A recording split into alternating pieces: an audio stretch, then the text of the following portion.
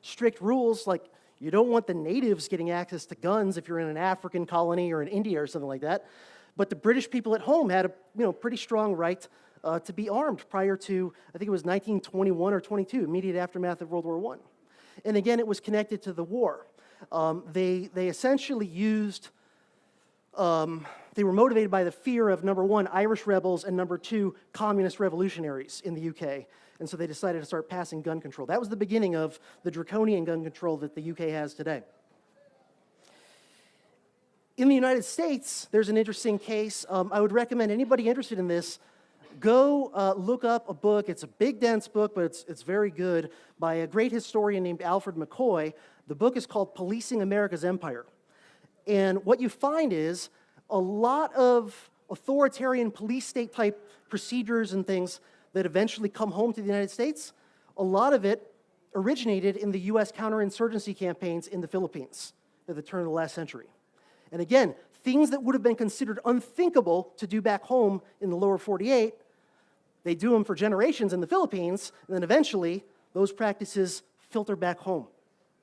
And you can see this, by the way, you can see each significant increase in things like police militarization at home here was preceded by messy counterinsurgency campaigns somewhere far away, where those sorts of things were considered okay to do, but eventually they come home. So for example, in the aftermath of the Vietnam War, there's a significant spike in police militarization in this country. That's when we get our first SWAT teams and a lot of other things that we associate with the modern militarized police. Possibly the only empire I'm aware of that didn't get more authoritarian as it was declining was the Soviet Empire, and a lot of that is just the bizarre exception of Mikhail Gorbachev being a decent guy and not wanting to be a tyrant. And so Gorbachev was actually making the Soviet system freer in the latter days of the Soviet Empire, but that is abnormal. Typically, that is not what an empire in serious decline is likely to do. Next one. Average quality of your leadership declines drastically and noticeably. I know. Sounds crazy. But just as a theoretical proposition, use all the imagination you have. Leaders tend to become, on average, there's the occasional individual exception, but leaders in an empire, like almost any empire you could think of, especially if it went through kind of a long, protracted decline, you can see the average quality of leadership just going down and down. And part of it is that kleptocratic impulse I mentioned before, where leaders more and more are just fighting over getting bigger pieces of a shrinking pie as the empire falls apart. Empires always have a certain amount of corruption baked into how they operate. But when an empire is rising and kind of strong and healthy, the corruption is kept within practical limits where the corruption is not going to destroy the whole system. But empires in serious decline, the corruption just goes totally off the reservation, way out of hand, way out of proportion, to where it actually can be a fatal threat to the system itself continuing to operate and survive. In addition to leaders tending to become less competent and more corrupt as an empire declines, another thing that happens, and again, this might shock you, but just use your imagination as best you can, very often, not always, but very often, the average age of leaders noticeably increases. So you go from an empire where like a lot of your top leaders are maybe like 40s, the older ones are 50s, to where they might be in their 70s or even older. Yes, every other empire has their own kind of boomer generation, I guess, that just won't leave, that won't retire. So you see this, for example, in the latter years of the Soviet Union, where prior to Gorbachev coming in, he was kind of young and unusual in many ways when he came in, but prior to Gorbachev, you had a succession of Soviet leaders who were all very old, senile, barely knew what was going on, just kind of, and surrounded by yes men telling them they were brilliant and awesome and the greatest leader ever. So, Leonid Brezhnev is a great example of this, and then there were a couple of other leaders that served briefly after him, where they would come in, Chernenko and, one other guy, Andropov, that came in after Brezhnev finally died. And they would come in, take over, and within like a year or two, they'd be dead because they were that old and unhealthy and whatever when they came in. To the point where Ronald Reagan actually joked about this. By the way, Reagan, everyone was like, oh, is he too old to be president? I believe he was, 67 or 68 when he was elected to his first term? That's a decade younger than all of our recent, contenders for the presidency, right? But everybody back then was like, oh my God, is Reagan too old? Now it's like, he's 79, he's still got a couple good decades left in him, And I think part of it is that as empires grind along and get bigger and more complicated, and the bureaucracy gets bigger and more complicated over time, it's just sort of the natural tendency, more and more, in order to rise through the ranks of the state, it's all about just corruption, nepotism, and how long are you there. Whereas when an empire is not so burdened with excessive bureaucracy and complexity and all that, there's more opportunity for younger people to rise to high positions if they're competent. But increasingly, it's just about, how many great corruption connections do you have, and how long have you stuck around? I don't know if you can imagine any leaders currently who fit that description, but, maybe if you try hard enough, you could think of one. Next thing, quality of military tends to decline. And there's a lot of different ways this can happen. Part of it has to do with the increasing inefficiency and corruption of the system itself, the state that actually, creates and funds the militaries. Part of it has to do with the kinds of wars that these empires are fighting. Increasingly, they're not the kinds of wars that your best people are eager to go sign up for, as it becomes obvious that these are these messy, nasty wars I talked about before, these stupid wars. Partly it has to do with, if you start off with something like citizen soldiers, over time, it stops being that, whether it's Rome, United States, whatever. You start off with this ideal of the citizen soldier, who is not a full-time professional soldier, but has some training, does do some militia practice, whatever it is, and then in time of war, drops his plow, picks up his weapon, and goes out. Eventually, that becomes a separate professional caste. It becomes a career. And then, like with the Praetorian Guard in Rome, they become a separate little government within the government unto themselves. So very often you end up with militaries where the loyalty is not to the state, the nation, the empire as a whole, but instead to whoever's paying you, whoever happens to be your general, whoever happens to be, your local kind of warlord or whatever like that. Another thing that often happens is increased resort to conscription. And obviously that creates problems. So in general, morale and motivation start to be problems more and more. Troops become, less reliable and trustworthy. And another thing that happens, I think in many cases, is that an empire gets to a point where it's no longer fighting near-peer competitors. And so that tends to make their military complacent, conservative in the sense of not, keeping up with innovations and all that.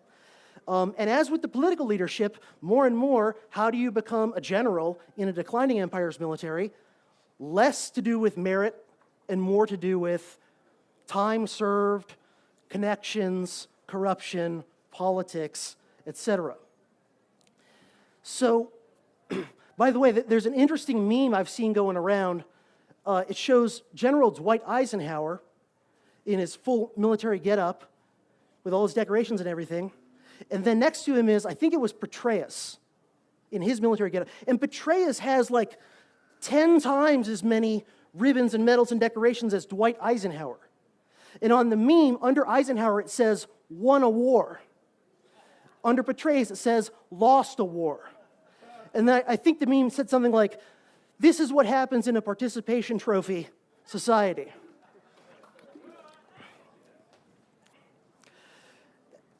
My thinking was, real gangsters don't gotta flex because they know they got them.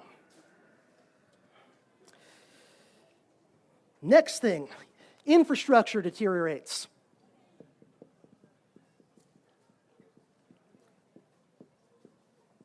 As the economy declines,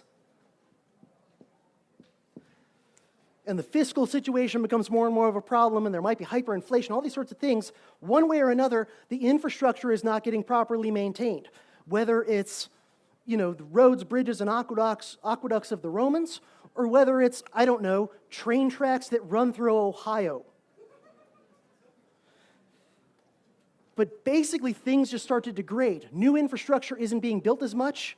I mean, just think about that. Can you imagine today's U.S. government building the interstate highway system and getting it done as quickly? How about this? Can you imagine today's U.S. government building the Panama Canal and getting it done quickly and a little bit under budget?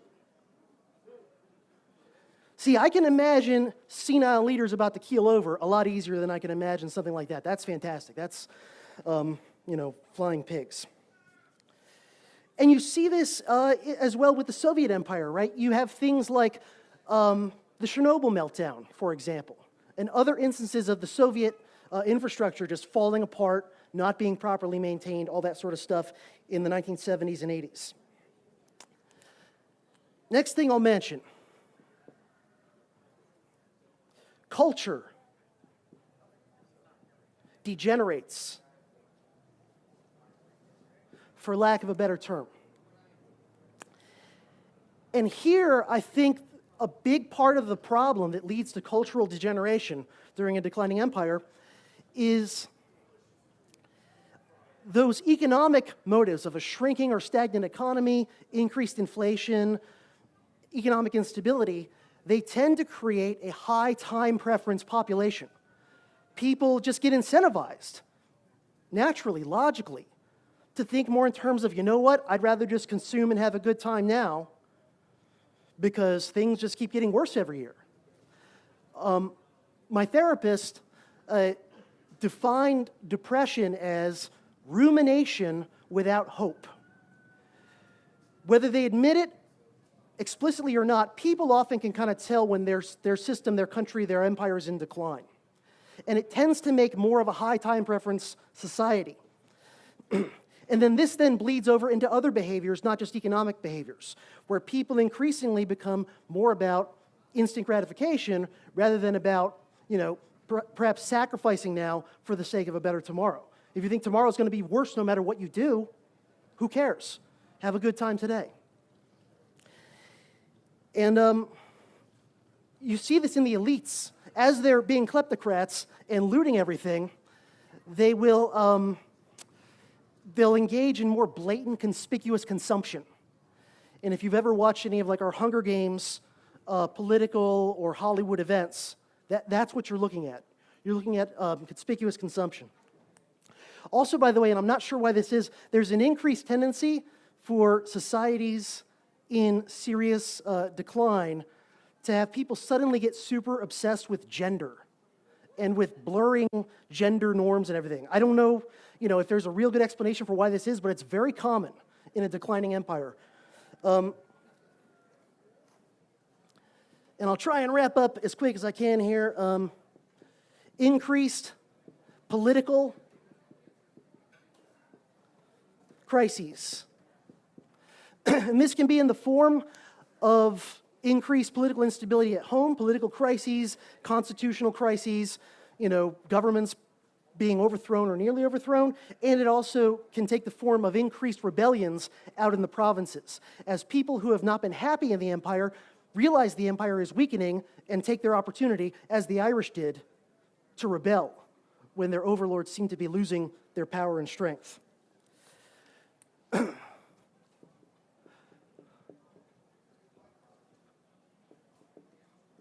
Next one, private sector crime tends to increase.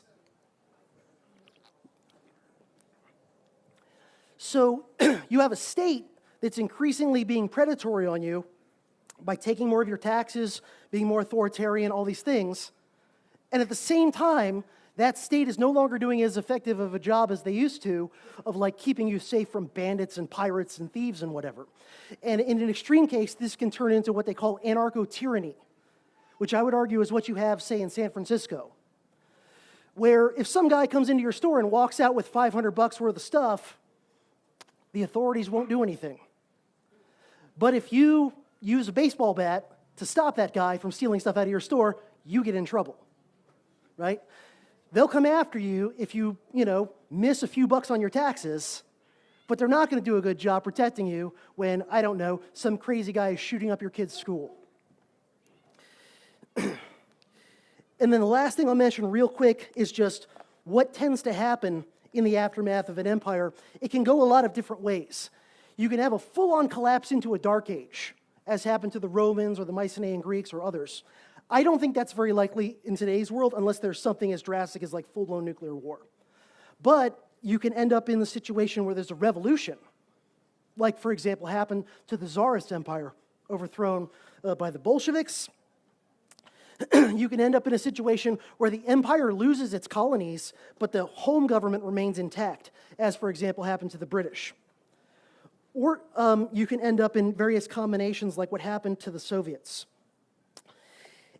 And basically, I've come to believe that sort of the last straw for a collapsing empire, and this is my closing thought, that the last straw for a collapsing empire is actually narrative. Empires live on narrative. And the narrative of the empire and all the good it does and why you should support it and believe it and why it's the best empire ever never lines up 100% with the reality. But as with the corruption, there's limits, right? And so if you were looking at the narrative of the American empire in 1965, it wasn't that far off from reality. But if you're looking at the narrative of the American empire today, all of the rhetoric about why the American empire is the greatest thing, they wouldn't call it the American empire, but why, the U.S. is a force for good in the world, and the liberal rules-based economic world order and all this sort of thing, and all the things that it's supposedly bringing you and us as regular people in the cheap seats, that narrative is becoming so far divergent from what your own eyes tell you. When over time it got even more and more divorced, more and more the opposite of what all the rhetoric said. And eventually, when the narrative completely collapses, that's very often the last straw of that empire. So anyway, thank you for listening, and I appreciate your time. Thank you, CJ. We do have a question from the online folks that I was going to ask you real quick before you departed. And the question was, based on your opinion, what are some of your predictions for the next 10 to 20 years? I know it's an easy one. Yeah. Well, there's a lot of ways it can go. My preference would be for the American empire to collapse like the Soviet empire, meaning largely nonviolent, just sort of political disintegration. I believe that's the best case scenario.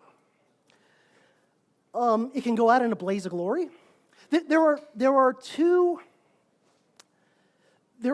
excuse me, losing my voice. There are two variables in the American empire collapse that did not exist.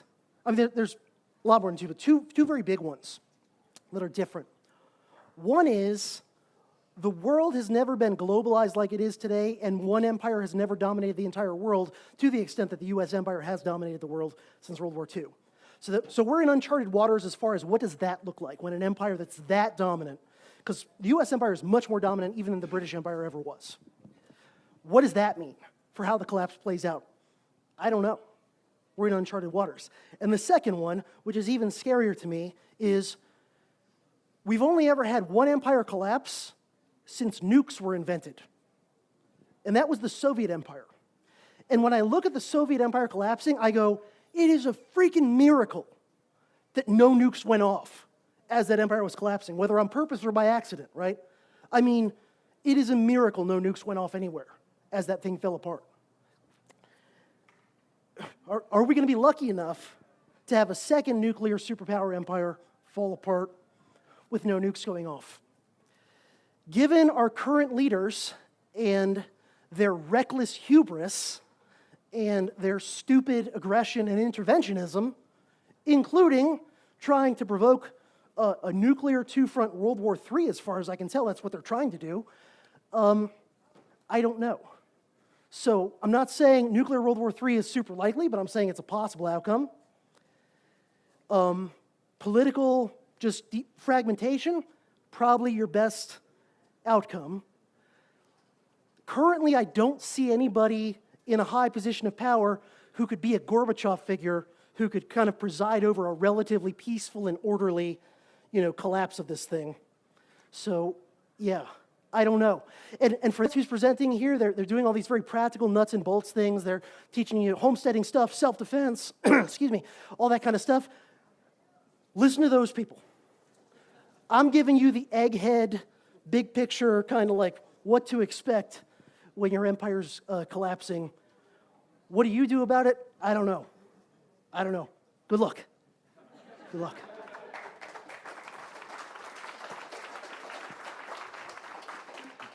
All right, at the risk of CJ losing his voice entirely, let's take maybe one or two questions from the audience, and then we can get on with our day. Does anybody have a question for CJ? Question. You implied early in your talk that obviously everybody in this tent knows what you're saying is self-evident, but you implied that there were people at the top of the food chain who might be aware of this, but not saying it publicly. What evidence do you have, or have you seen, or that kind of implies that there are people at the upper echelon of power who are blatantly aware of what we're aware of, but then they spin the false narrative to the microphone? Yeah, okay, so the question is, what evidence do I have that some of the people in high positions are aware that the U.S. empire is in serious decline? Honestly, I don't have any, paper trail documentary evidence. I can't point you to, oh, here's this leaked Pentagon memo where they kind of said, yeah, we all know this is falling apart. Not evidence, but just implications and signs and symptoms like, oh, this guy's aware. Yeah. Honestly, it's sort of just a gut feeling that I don't think everybody who's high up in the system, even currently, is completely stupid and incompetent. I think some of them are competent, but then the question is competent at doing what, right? So they might be very smart and very competent, but their number one goal is, I'm going to try and enrich myself and my family and my people as much as I can on the last, Like the stock market rules for Congress. Yeah, exactly. Stock market rules for Congress, war profiteering by the military-industrial complex companies, those sorts of things. And I think also that even in the minds of the people who see what probably we all see of what this is, I think they still believe that they can kick the can down the road another generation or two. I think that's what the smarter ones believe. And they think, you know what, this is going to blow up, but can I kind of duct tape and baling wire this thing together so that it'll grind on through another generation. I'll make a fortune on the way out and maybe, retire to Belize or whatever. And it'll be somebody else's problem, right? and it just becomes a question of how long can you keep kicking that can down the road? How long can you keep, running up another $10 trillion of debt to fund this thing? Honestly, I'm surprised they've kept it together as long as they have. I thought a decade ago it's going to happen. So, I was wrong about how skillfully they could use chewing gum and duct tape and baling wire on this rickety empire. But yeah, they did. So, I don't know. Any other questions? Yes.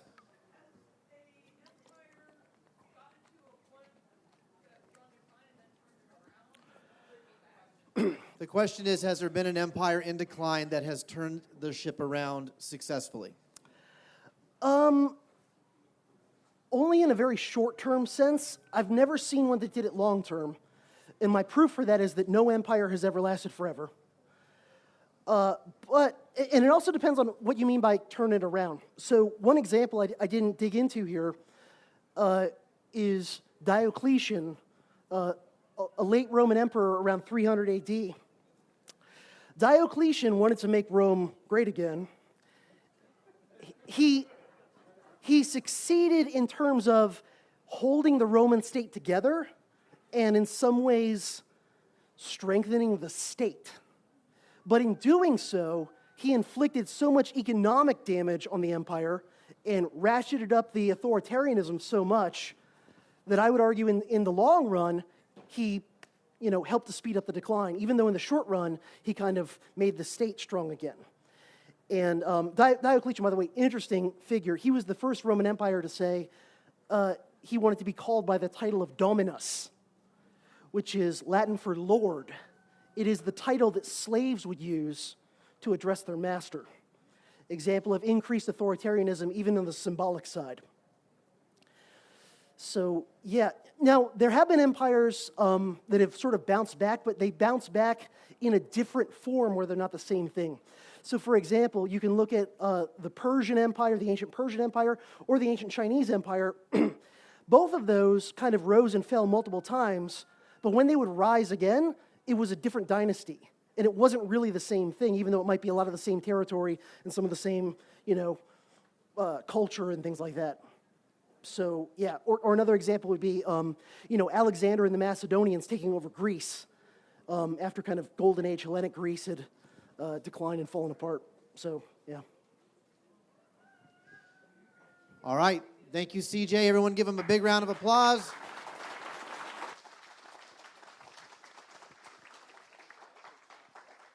A couple points of order. The food truck guy has not shown up. So I've been told to let you all know that Big Daddy's, the gas station over here, has a wonderful plethora of dainties and delights. So you're welcome to walk over there and grab some.